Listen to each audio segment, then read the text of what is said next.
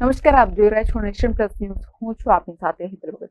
શ્રી સોમનાથ મહાદેવ મંદિરમાં સન્માનભેર 76મા પ્રજાસત્તાક પર્વની ઉજવણી કરવામાં આવી. શ્રી સોમનાથ મહાદેવ મંદિરમાં 76મા પ્રજાસત્તાક પર્વની સન્માનભેર ઉજવણી કરવામાં આવી હતી, જેમાં સોમનાથ ટ્રસ્ટના ટ્રસ્ટી જેડી પરમારના હસ્તે ધ્વજવંદન કરાયો હતો. સોમનાથ મહાદેવની ત્રિરંગાનો શૃંગાર કરવામાં આવ્યો હતો. રાષ્ટ્રીય તીર્થ સોમનાથમાં ધર્મ ભક્તિ અને રાષ્ટ્રભક્તિનો એક સાથે અનુભવ કરી શ્રદ્ધાળુઓ ધન્ય બન્યા હતા.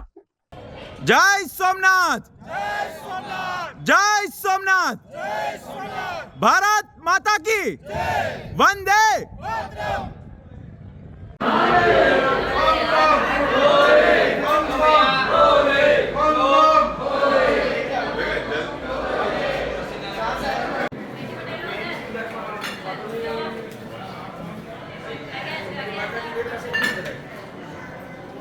सुखिनो भवन्तु.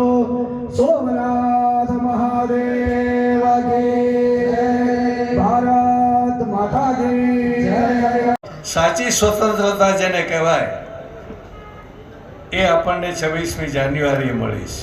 1950માં જ્યારે આપણો ભારતનું બંધારણ બનાવવામાં આવ્યું અને એનો અમલ કરવામાં આવ્યો, એ વખતના તત્કાલીન રાષ્ટ્રપતિ અને એ અર્પણ કરવામાં આવ્યું રાજેન્દ્ર પ્રસાદજીને, અને એમણે એ દિવસે એને અમલની જાહેરાત કરી.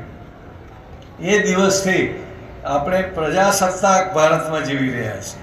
સ્વતંત્ર તો હતા જ, પણ સાથે સાથે આપણને પ્રજાને એ સત્તા મળી. પ્રજાને સત્તા મળી એટલે શું? પ્રજા જ સર્વોપરી છે એ વાત આપણે સ્વીકારી. પ્રજાના મતથી જ શાસન ચાલે એ વાતને આપણે સ્વીકારીએ. Mahesh Doda, nation plus news, Gir Somnath.